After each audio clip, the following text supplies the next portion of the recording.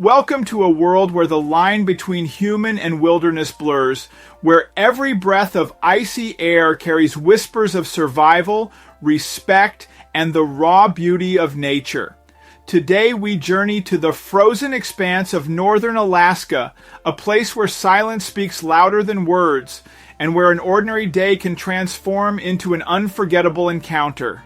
As you listen, imagine yourself standing on the edge of this untamed land, ready to step into the shoes of Carson Miller, a man whose story will leave you questioning your own place in the grand tapestry of the wild.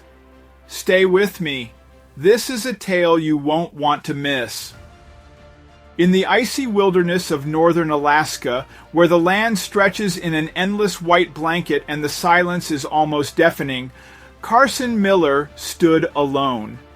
His breath formed misty clouds in the cold air as he focused intently on the small hole in the ice where his fishing line dipped into the frigid water below. But before we start, smash the like button and make sure to subscribe if you haven't, and hit that notification bell so that you won't miss any new stories.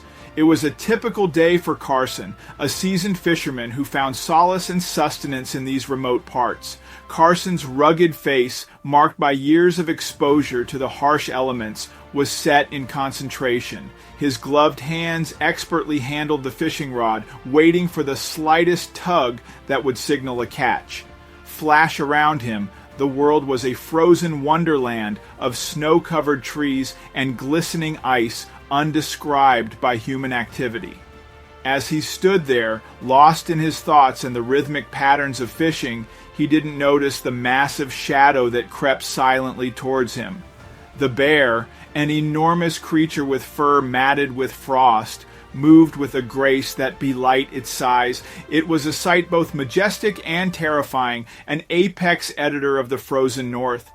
The first indication Carson had that something was amiss was the sudden, eerie stillness in the air. A gentle whisper of the wind that had been his constant companion ceased abruptly, leaving a vacuum of silence. It was this unnatural quiet that made him pause and glance up from his fishing hole.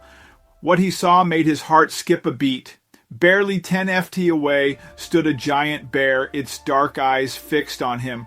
In time seemed to stretch as Carson's mind raced through the limited options he had. Running was out of the question. The bear would easily overtake him. Fighting was equally futile. He was no match for such a powerful animal. Instinctively, Carson did the only thing he could. He stood absolutely still, and as his eyes locked with the bear's, and he could see his own fear reflected in those deep, dark pools. The bear's breath, visible in the cold air, came in steady puffs, a stark contrast to Carson's rapid, shallow breathing. For what felt like an eternity, man and beast stood frozen in this surreal tableau. Carson's heart pounded in his chest, the sound loud in his ears against the backdrop of silence. Every second dragged on, each heartbeat a reminder of the fragile threat upon which his life hung. Then, as if by some silent agreement, the bear broke the spell with a slow, deliberate movement. It turned away from Carson and began to walk back towards the dense forest from which it had emerged.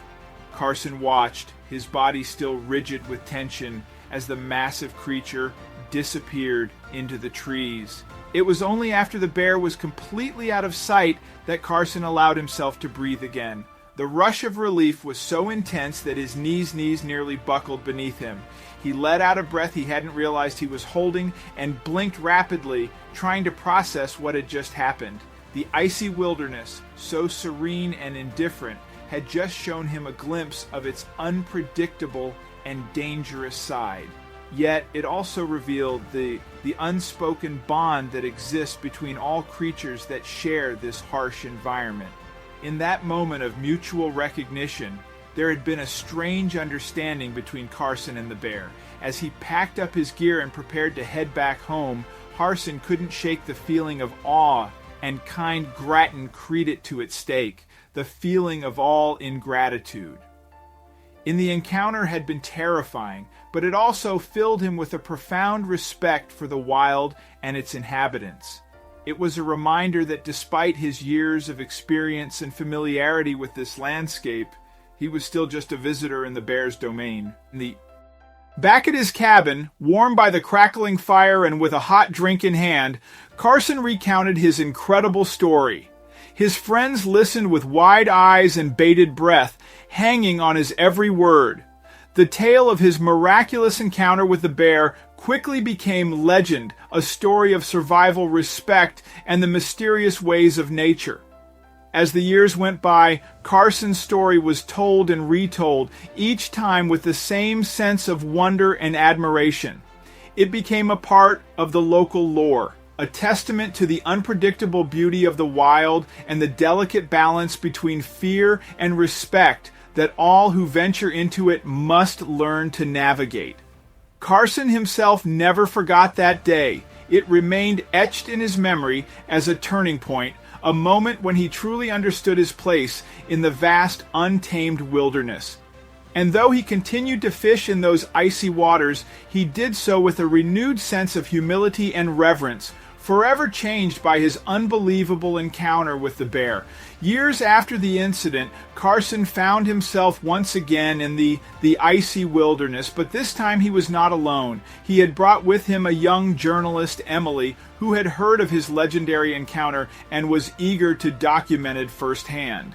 She had convinced Carson to guide her through the same path he had taken that fateful day, hoping to capture the essence of his story in its natural setting. As they treed through the snow, Carson recounted the details of that day, his voice steady but filled with emotion. Emily, equipped with her camera and notepad, hung on his every word, occasionally pausing to take photographs of the breathtaking landscape. The snow-covered trees and the vast expanse of white seemed to tell their own stories of survival and resilience. Carson led Emily to the exact spot where he had been fishing. The ice hole was long gone, covered by fresh layers of snow, but the memory was vivid in his mind. He pointed it to where the bear had emerged from the forest and described the sheer size and presence of the creature. Emily listened intently, her imagination painting a vivid picture of the scene, Machat and Moer upon imagination, painting a vivid FR to you, man prince. As they stood there, a movement caught Carson's eye. His heart skipped a beat, a flash of DJA view washing over him. But this time, it was not a bear that approached them, but a family of deer. Their delicate hooves barely making a sound on the snow. The deer paused for a moment, their large dark eyes observing the two humans before them. Like Dan, as if satisfied that there was no threat, they continued their graceful journey across the frozen landscape. Emily captured the moment with her camera, the click of the shutter breaking the serene silence. She turned to Carson, her eyes shining with excitement. "This place is magical," she said softly, her breath forming small clouds in the cold air. Carson nodded, a smile tugging at the corners of his mouth. "It is," he agreed. "It's a place that commands respect and humility. Every encounter here, whether with a bear or a deer, is a reminder of how small we are in the grand scheme of things."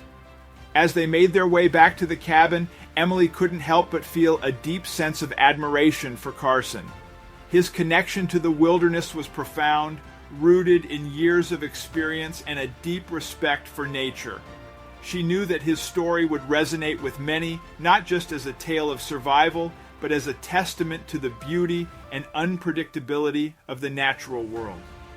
Back at the cabin, Carson stoked the fire while Emily reviewed her notes and photographs. The warmth from the fire slowly thawed.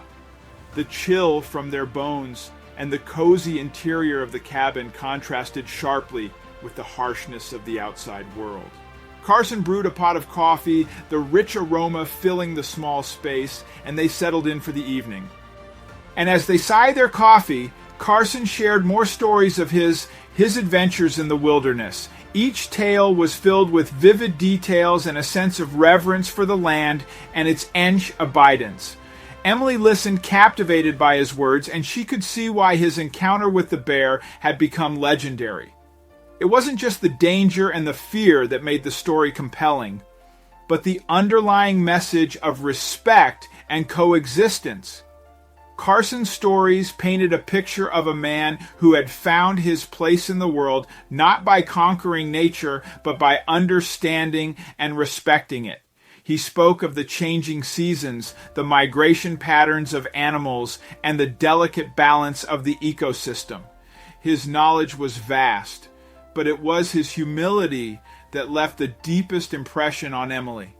As the night wore on, Emily realized that her article would be more than just a recounting of Carson's encounter with the bear. It would be a tribute to the wisdom and spirit of a Manu Anu had dedicated his life to understanding the wilderness.